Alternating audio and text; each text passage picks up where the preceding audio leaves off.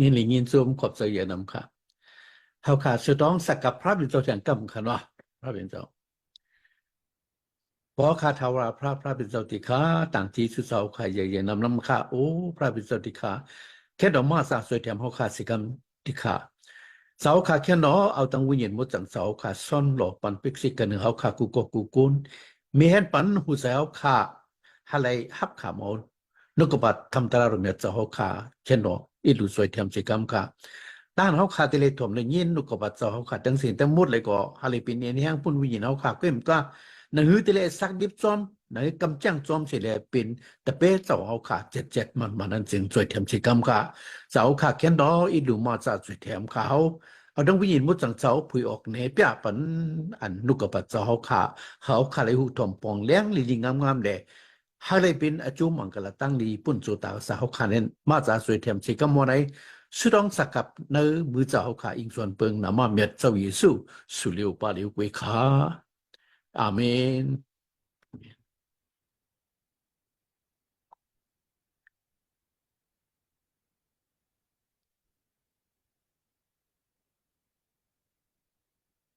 อ่า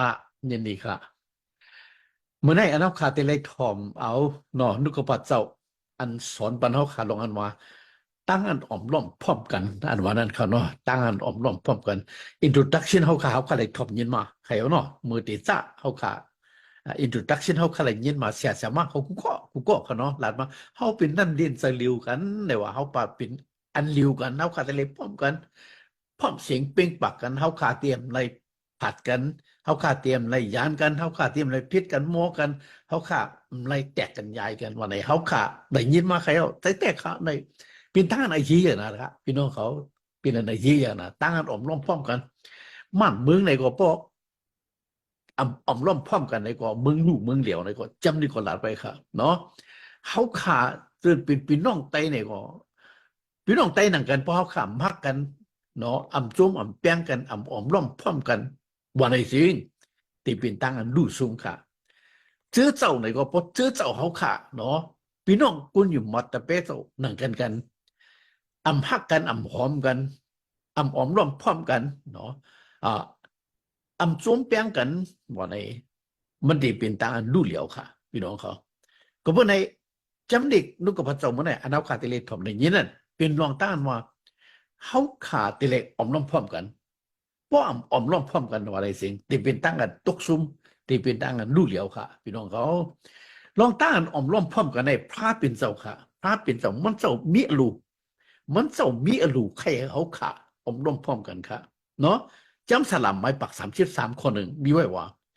ตั้งอันพี่น้องกันจะเฉพาะเหมือนกันเลยเฮ็ดก่อเฮ็ดเสียอยู่ด้วยกันนั่น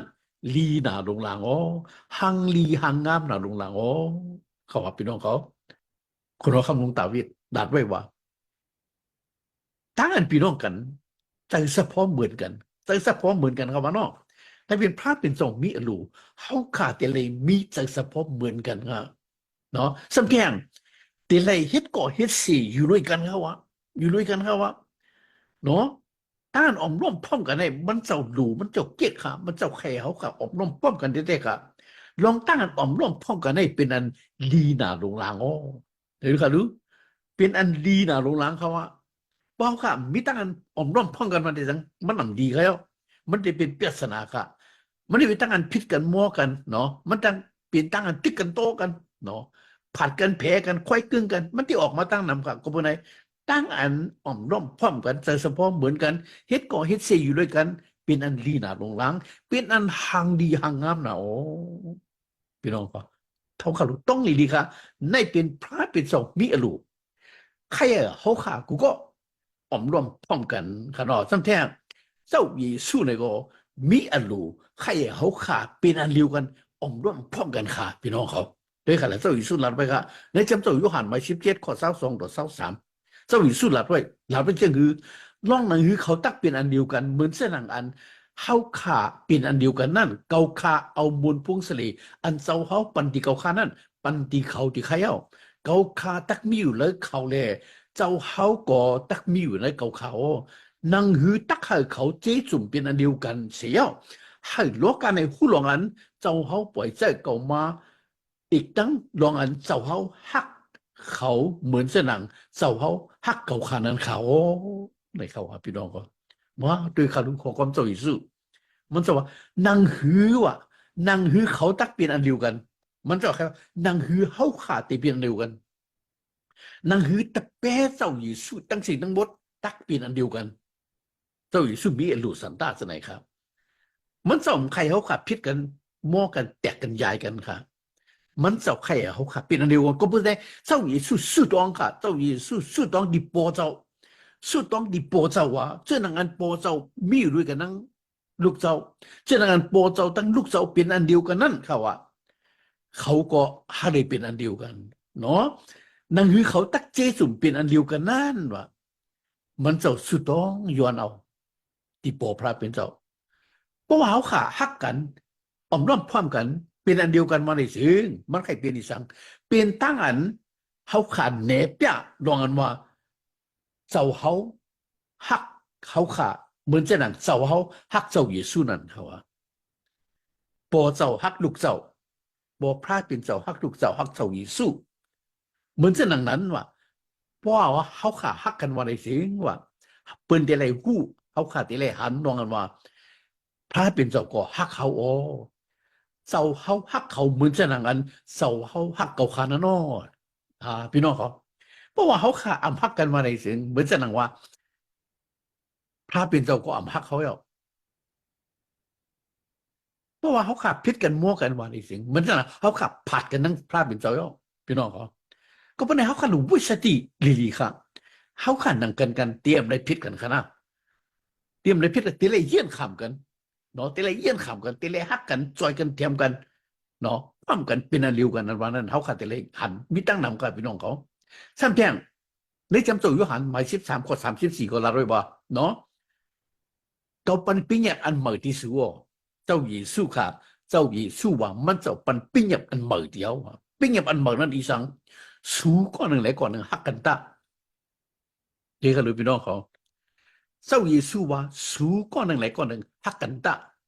เจ้าหนังอันเขาฮักสู้นั่นว่าสู้ก้อนหนึ่งไหลก้อนหนึ่งฮักกันตาเนี่ยตัวข้ารู้ข้อ34ข้อเดียวไว้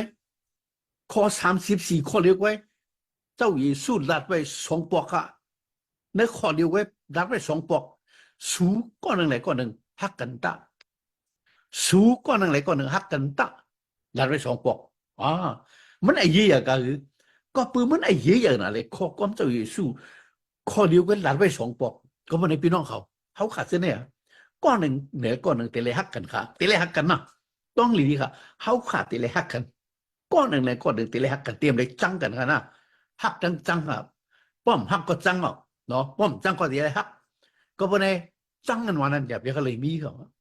เตะเลยฮักอะเตะเลยฮักเจ้าอีสู้สั่งแล้วในเป็นปิ้งหยาบค่ะพี่น้องเขาลองตั้งว่าเตะเลยฮักกันนั้นวันนั้นเป็นปิ้งหยาบเจ้าอีสู้ปิ้งหยาบอันวันนั้นผู้กูก็ค่ะเขาขาดแต่เลยเฮ็ดแต่เลยจอมค่ะปิ้งหยาบอันวันนั้นป้อมเฮ็ดอันจอมเลยเป็นวุฒิอเปียกหลวงค่ะแต่เลยขันตั้งกัน7 4 อย่างปันตังค่ะปิ้งหยาบเพราะว่าป่นหรือปิ้งหยาบเพราะว่าเฮ็ดให้ปิ้งหยาบลู่อะไรสิ่งเป็นตามค่ะเป็นพี่ค่ะเป็นอเปียกหลวงค่ะก็เป็นให้ปิ้งหยาบเจ้าหญิงสู้ปันดีเขาข่าวว่าเขาขาก้อนหนึ่งเลยก้อนหนึ่งแต่เลยฮักกันตัวเขาขาหลุดตองลีแต่เลยฮักกันค่ะเนาะเขาขาอำหลุดจังกันค่ะพี่น้องเขาเนาะซ้ำแทงเจ้าป้อลูก็สั่งสอนสู้มาไว้จะไหนค่ะเนาะเจ้าป้อลูสั่งสอนสู้ไว้มีวันนี้จำได้ก่อนว่าตาโยมาหมาย12 ข้อ 16ค่ะหลักไว้เชิงก้อนหนึ่งและก้อนหนึ่งเนาะอยู่ทุกโมกันตาครับอย่าไปมีใจหมาหน้าเพียนสูงต่อกันเฮ็ดก็เฮ็ดเสียลุยกันดังเขาเจออันตกเตี่ยมนั่นตาอย่าไปมัดดูเจ้าเก่าเครือคำนาเสียเปินพี่น้องเขาเจ้าป้อลูก็สั่งสอนสู้มาไว้ค่ะเขาขาก้อนหนึ่งและก้อนหนึ่งว่าฮะเลยอยู่ทุกหมอกันฮะเลยอยู่ทุกหมอกันทุกหมอกันค่ะเอาข่าวกูก็เนาะทุกหมอกันอำพิษกันค่ะอำพิษกันค่ะอำยากกันค่ะอำเก้ากันค่ะอำหาตั้งพิโตกันค่ะอำฆ่าอำขายกันค่ะอำจี้อำแน่กันค่ะอยู่ทุกหมอกันค่ะเป็นอันเดียวกันค่ะเนาะอย่าไปมีใจหมาหน้าแผ่นสูงเขาในก็เป็นด้านสั่งสอนสูงมาเขา เขาขาจะเป็นกุนอยู่มาว่าเครียนแต่เป๊ะเท่าเท่าไหร่อะเพราะเขาขามีใจหมาหน้าเพียนสูงต่อกันงานแล้วเนาะเขาหนังกันมีใจหมาหน้าเพียนสูงต่อกันวันในสิ่งเป็นตั้งดูตั้งเหลียวไว้ครับเป็นเครื่องมือจ่าตันมานัดค่ะเป็นตั้งเฮ็ดจ่าตันมานัดค่ะ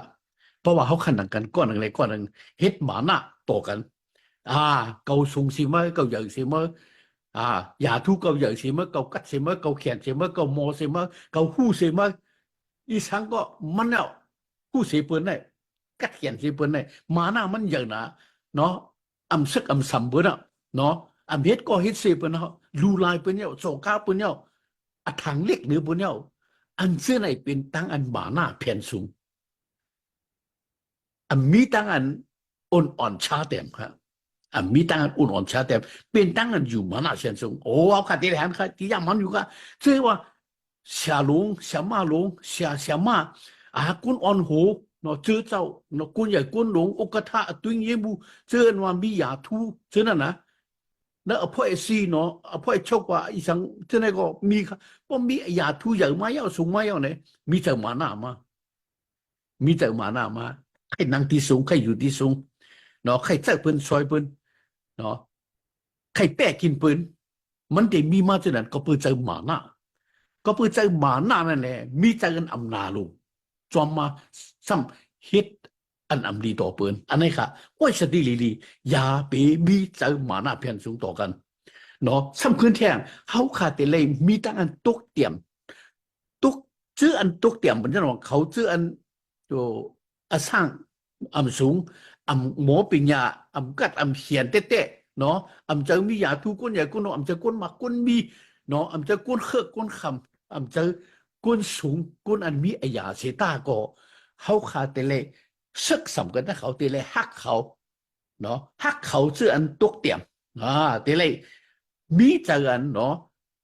รูสีเขาค่ะไรรูลายเขาค่ะเนาะอย่าไปถังเล็กหรือบุญเนรูลายเปิ้นค่ะอันนี้จะเฉพาะกุนอยู่มัดใจเฉพาะตะเปสใจเฉพาะเครียนใจเฉพาะเครียนนั้นมีตั้งอันนิมสิมอ่อนชาเดมเนาะเฮ็ดก็เฮ็ดสิลุยกูก็ค่ะ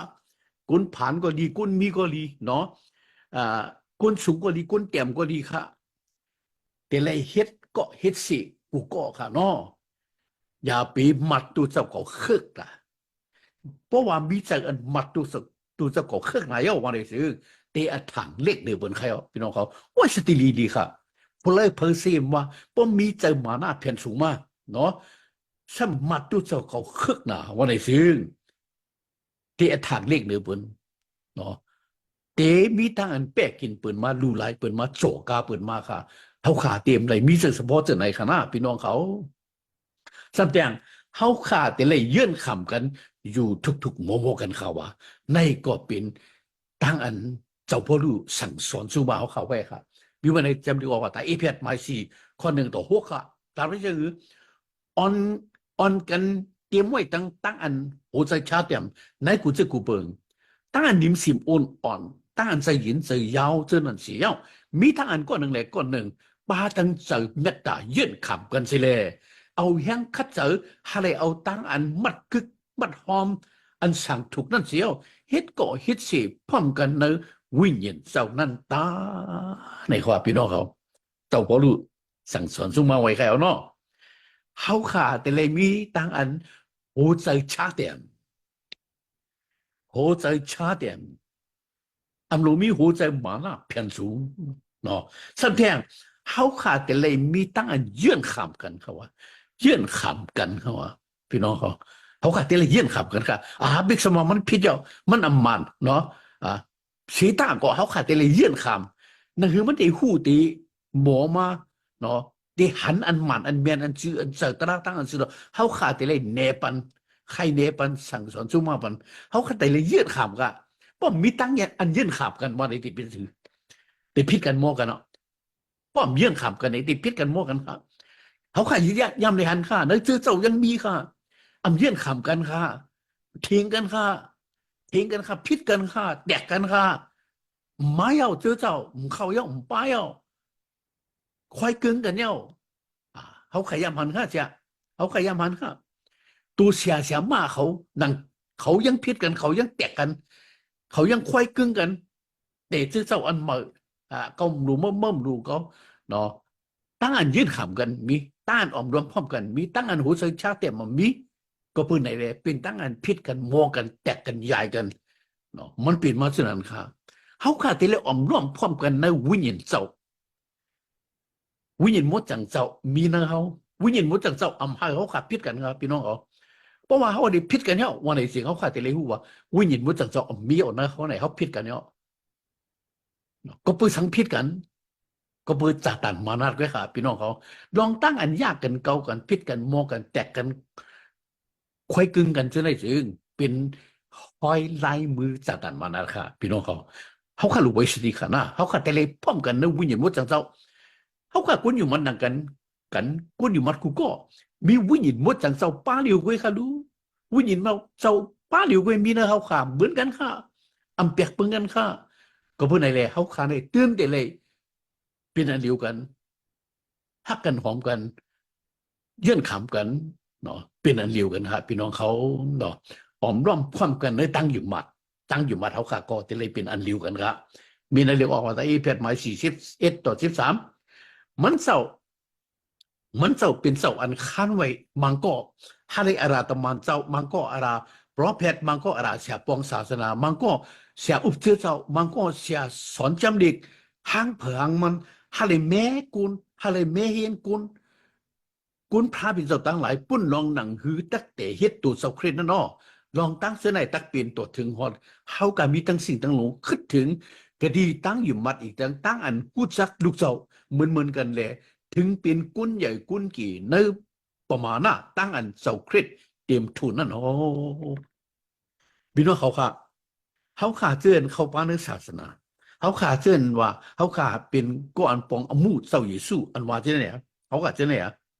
เหมือนกันค่ะนะพี่น้องครับเหมือนกันค่ะเขาขาในเหตุการณ์งานก็เหมือนกันครับเจ้าหนังงานเศร้าเยซูคริสต์มีหลูนั่นมันจะมาคันไว้ห่างผางมันป้องเผยตีมันการงานเผยการงานมันในเหตุห่างผางมันค่ะคนก็เลี้ยวเหตุตั้งหมดอะไรค่ะจางเหตุค่ะพี่น้องเขาเหมือนเส้นหนังนั้นวิญญาณมุดจังเศร้าวิญญาณมุดจังเศร้าปันสุจีสุมังกลาเดียวค่ะนั่นคือเดี๋ยวส่งตัวเขาค่ะเหตุการณ์มันเจ้าเนาะในการศาสนามันเจ้าปันไว้วิญญาณมุดจังเจ้าสุเจสุวิญญาณมุดจังเจ้าเดียวเหมือนจะนังว่าวิญญาณมุดจังข้านไว้ปันอาราตมานเจ้ามันก็เป็นตมานเจ้าเนาะมันก็สมเป็นโปรเฟตเราเนาะจ้าหนังอลูพระเป็นเจ้ามีนั่นเนาะมันเจ้าปันไว้ฮาเลยเป็นตมานเจ้ามันก็ฮาเลยเป็นโปรเฟตมันก็ฮาเลยเป็นเสียปองศาสนามันก็ฮาเลยเป็นชาวอุปเจ้ามันก็ฮาเลยเป็นชาวสอนจำนี่นังฮือเตเฮ็ดเมตูเจ้าเขาตูเจ้าคริสนางตั้งแล้วค่ะแต่เฮ็ดเสื้อไหนเป็นแต่เฮ็ดตูเจ้าคริสค่ะในการงานเจ้าคริสมุดขาดอันไหนก็เป็นไงเขาข้ามหลุดชี้กันค่ะเนาะตะมันเจ้าก็หลุดชี้หลุดหาตั้งพิษตีต่อโปรเฟตเนาะโปรเฟตเขาก็หลุดเฮ็ดตั้งพิษต่อเสียปองศาสนาเสียอุปเจ้าเสียสอนจำนี่ก็หนึ่งไรก็หนึ่งเต็มไรพิษกันโม้กันเตรียมอะไรจี้กันแน่กันเตรียมอะไรหาตั้งผิดต่อกันเนาะเขาคำในฮิตนั้นค่ะมันจะมักขันไว้ห้างพังมันค่ะเนาะมันจะมักขันไว้มังก็ฮาริเป็นชาปองศาสนาโอ้ในอยู่ในเชื้อเจ้าค่ะกว่านะหุยนะเถินกุฏิกุเลียนค่ะข้อหมกลัดเขาเงาตั้งเสื้อเปียวปองการศาสนากว่าเตะตั้งเสื้อเจ้าที่นั่นเตะตัวเหมือนหนังเจ้าโปลูเนี่ยมันเจ้าจังเฮ็ดเสียวเชื้อเจ้าค่ะมันจะกว่าตีหนึ่งเสร็จแล้วโหลัตละคำสักเสกวนอยู่มัดมีไหมปันปับที่สมังกลาจุมน้ำเนี่ยแต่ตั้งซื้อเสาเลยซ้ำกว่าต่างตีค่ะมันเป็นกู church planting มันเป็นก้อนแต่ตั้งซื้อเสาเลยดิซื้อเสามันเสาแต่มันนำหนาค่ะมันเสาอยู่ที่เลี้ยวแค่ฮิตเสาซื้อเสาอะไรก็เป็นมันเป็นชาปองการศาสนาหลวงเขาขารู้จะไหนเขาขารู้นับยำเขาขารู้ตั้งจีจูเขาเตะค่ะตั้งจีจูกัวค่ะเสียอุบเจ้าเจ้าเนี่ยก็พระเป็นจอมมักขันไว้นังหือเตเลยอุบทิ้งเจ้านังหือเตเลยตัวโซอ่อนเจ้าอันมีนะเจ้านังหือเตเลยเลี้ยงดูลุ่มนาโซอ่อนเจ้าพระอันว่าตะเปเจ้าอันมีนะเจ้านั่น พระเป็นเจ้ามักขันไว้เสาชื่อเจ้าปันตาหุ่นปุ่นวัดเขาไว้ตาหุ่นปุ่นวัดเขาก็มีหังมันกะเนาะเสาชื่อเจ้าอำรู้ว่ามันอำรู้อำเก็กชาปองศาสนาเสาชื่อเจ้าอำรู้ว่ามันอำรู้อำเก็กโปรเพทอำรู้ว่ามันอำรู้อำเก็กเสียสอนจำดิจากนั้นพระเป็นเจ้ามักขันไว้เสียสอนจำดิก็มีมันในสอนจำดิค่ะมันนำจางเฮ็ดเสียอุปเจ้าเจ้าค่ะมันจางกว่าปองศาสนาต่างที่ต่างเรียนค่ะมันก็เป็นก้อนสอนจำดิมันจะนังว่า Bible School Seminary จะไหนเอาขันจงจำดิจะไหนเสียอันเหตุการณ์ในจงจำดิก็เป็นเอาเหตุการณ์อมุตอเจ้าเยซูค่ะเขาสอนจำดิปัญหาเนาะเขาเล่งดูดุมลาให้ออกมาเสียปองศาสนาเนาะเสียอันที่ปองศาสนานั้นเขาเอา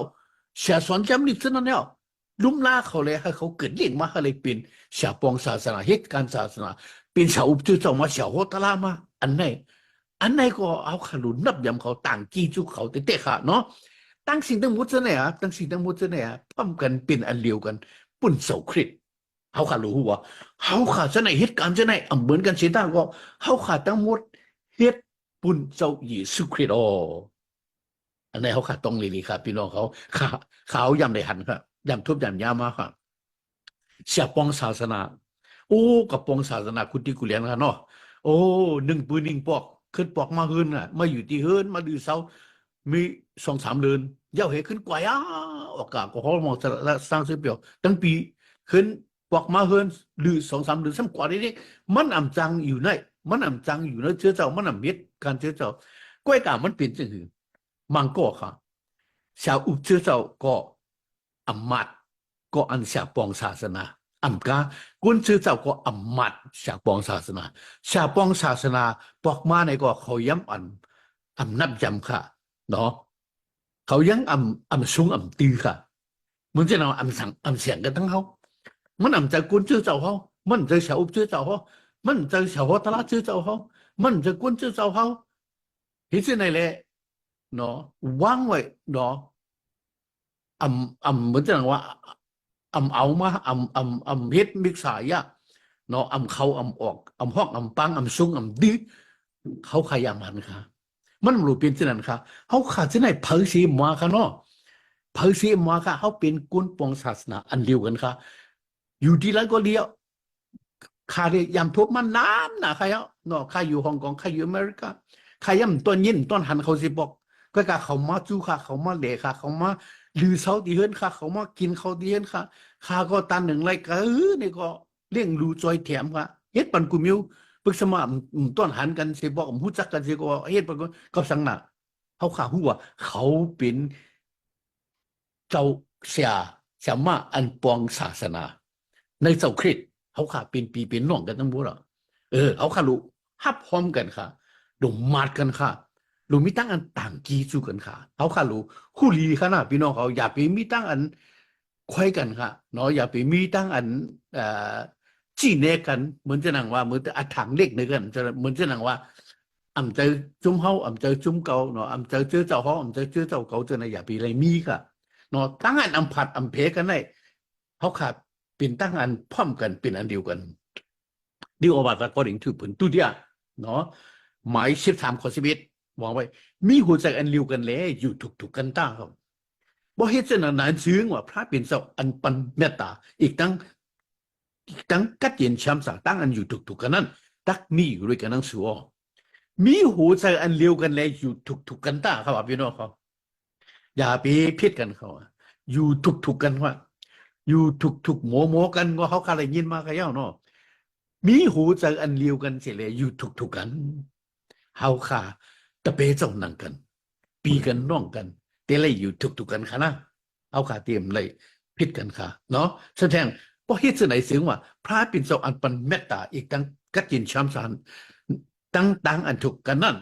มีอยู่ด้วยกันนั่งสัวเพราะว่าเขาขาฮักกันเป็นอันเดียวกันเขาขาอมน้อมพ้องกันว่าได้เสียงพระเป็นเจ้ามีอยู่ด้วยกันนั่งเขาพี่น้องเขาเพราะว่าเขาขาอมน้อมพ้องกันฮักกันเป็นอันเดียวกันว่าได้เสียงพระเป็นเจ้ามีอยู่ด้วยกันนั่งเขาเพราะว่าเขาขายังฮักกัน อำเป็นอันเดียวกันอำพร้อมกันเขาขาพิษกันมอกันแตกกันยายกันอยู่บ่ในซื้อพระเป็นเจ้ามีจอมเขามีที่เขาขาให้เอาพี่น้องเขา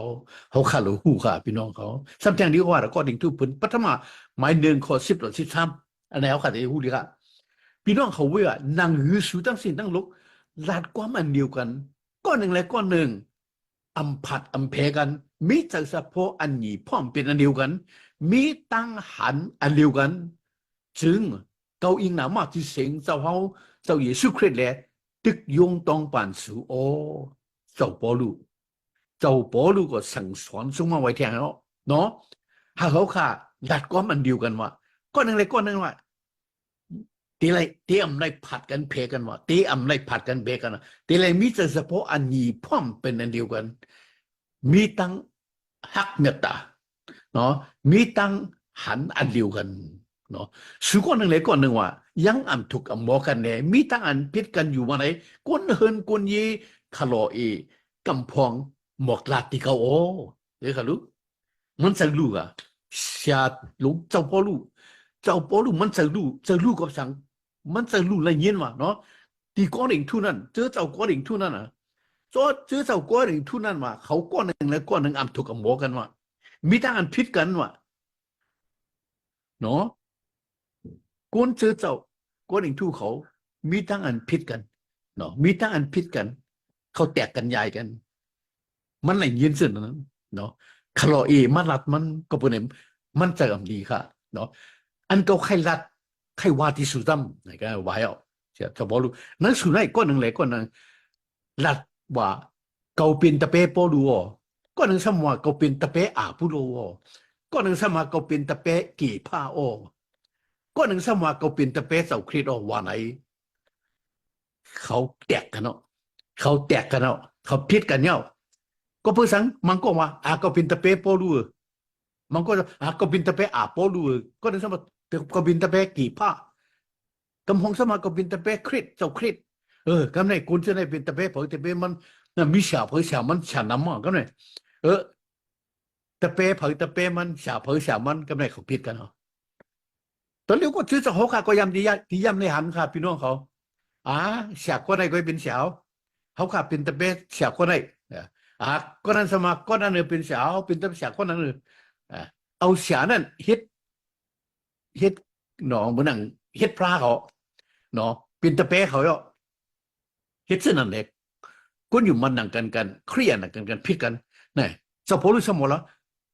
มันเจ้าว่าจึงหือเนาะเจ้าพ่อรู้ว่าความมันเนาะซื้อนะครับมันจะว่าเจ้าเครียดนั่นมีตั้งอันผัดเพกันหือเจ้าเครียดมีตั้งอันผัดเพกันหือป้อลูกขำตั้งอันตกไว้กันเลยเสาลักว่ามือปืนสู่หือสุขำปั๊บที่สำได้หนามาจีเสียงป้อลูฮือมันถามจะไหน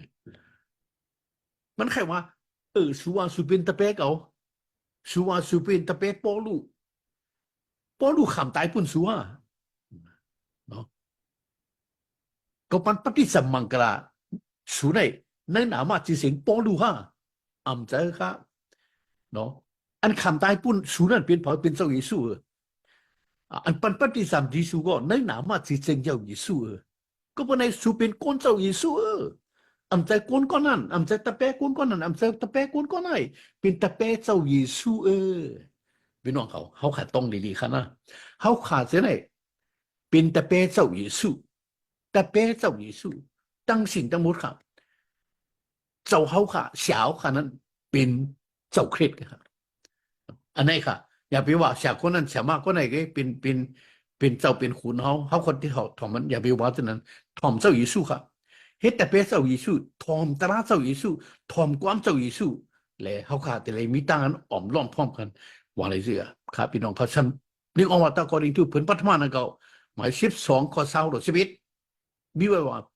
ตัวแล้วในเป็กซ้ำอ่างกันน้ำนาสิก็มีตัวอันเลียวไว้อ๋อเขาอำรูเมื่อวันในหมักตาอำไรวาที่มือโอ้ก็อำรูตินวันไหนอำว่าอะไรจังใจครับพี่น้องเขา ตูคิงเขาขาหูมีกวักหูเนาะ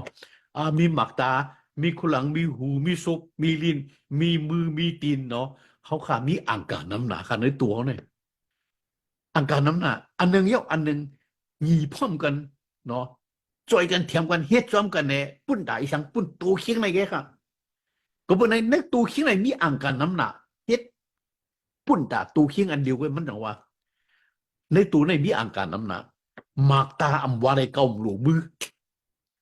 น้องค่ะที่ว่าอะไรค่ะจงหมากตาที่ว่าเก่าหลวมือที่ว่าอะไรฮะจงหัวว่าที่ว่าเก่าหลวตีนที่ว่าที่ไหนครับอ่ะตีนตั้งตีนตั้งมือพิดกันนะหมากตาตั้งหูตั้งคุลังพิษกันอ่ำปีนค่ะอ่ำไรค่ะงีพร้อมกันเฮ็ดปุ่นตาตูคิงอันเลียวกันค่ะเราตั้งตัวตั้งหันตั้งถ่อมตั้งยินตั้งกว่าตั้งไปตั้งเฮ็ดตั้งสั่งเสื้อในตั้งมุดปุ่นตูไว้ค่ะพี่น้องเขาก็ไม่ได้จังว่าเขาขามว่าอะไรเกาหลวงเมื่อหลูกเขาในชื่อเจ้าเขาขาในแต่เป๊ะเจ้าเขาขาในในชื่อเจ้าเขาขาในไพ่ก็อ่ำว่าอะไรเกาหลวงเมื่อหลูกเขาดูกันกูก็ค่ะเขาดูกันกูก็ค่ะ เนาะเขาหลุดพร้อมกันเฮ็ดจอยกันเฮ็ดพร้อมกันเฮ็ดอย่าไปจี้เป็นแน่กันอย่าไปหาตั้งพิษต่อกันเนาะเพราะว่าจี้กันแน่กันหาตั้งพิษต่อกันฆ่ากันขายอยู่ว่าอะไรจึงชื่อเจ้าในจึงอ่ำชื่อเจ้าเครียดเอาเป็นผงจัดตันมานัดเลยค่ะพี่น้องเขาในจำนวนออกแต่ยุมาหมาย12 ข้อ 4 ต่อ 5มีไว้ว่าอุปมาจำชื่อหนังตูคิงอันหนึ่งมีอังการน้ำหนาเลยอังการชื่อนั้นอำเฮ็ดลองตั้งอันหนึ่งไว้ ใช่แล้วอังกาชื่อนั้นอำเฮ็ดลองตั้งอันหนึ่งไว้เมื่อดังนั้นเฮาอันเป็นกุนน้ำหลาในเป็นตัวอันเดียวกันในเสาเครียดเลยเป็นอังกาหนังกันกันพี่น้องครับเฮาขาที่ไหนเป็นตัวอันเดียวกันในเสาเครียดค่ะพี่น้องเขาเฮาขาเป็นอันเดียวกันในเสาเครียดค่ะพี่น้องเขาสำแดงป้อปัดเพกันถึงเป็นตั้งดูเหลียวอำจะตั้งลีค่ะเอาอะไรนี้ตั้งอันผัดเพกันนั่นเป็นตั้งอันลู่เหลียวครับตั้งอันอมร่อมพ่อมนั้นเป็นอันลีอันงามครับจำเจ้าดูกับหมาย11 ข้อ 17ลาด้วยว่ามันเจ้าคู่แจงตั้งแจ่มตั้งปวงเขานั่นเองมันเจ้าลาดว่าเจ้าอยู่สุดลาดว่าเมืองเลยเสียมว่าป้อผัดเพแตกยายอยู่จึงเมืองลู่เหลียวพี่น้องก็ข้อความเจ้าอยู่สุดเป็นอันมันแม่นที่สุดนะครับเมืองเลยเสียมว่าป้อผัดเพแตกยายอยู่จึงวันเมืองลู่เหลียวเฮิรนเลยเสียมว่าป้อผัดเพแตกยายกันอยู่จึงตักร่วมปางพี่น้องเขาเฮิรนเลยเสียมว่าป้อผัดเพแตกยายกันอยู่จึงตีลุ่มปางที่สุดมันข้อความที่สุดมีไว้ว่าเอาตั้งหักเมตตาเสียเลยพร้อมกันตา